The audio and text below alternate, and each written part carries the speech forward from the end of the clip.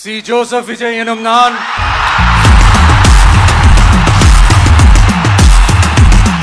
சட்டப்படி அமைக்கப்பெற்ற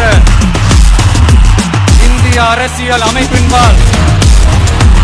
உண்மையான நம்பிக்கையும் மாறா பற்றும் கொண்டிருப்பேன் என்றும் இந்திய நாட்டின் ஒப்பில்லாத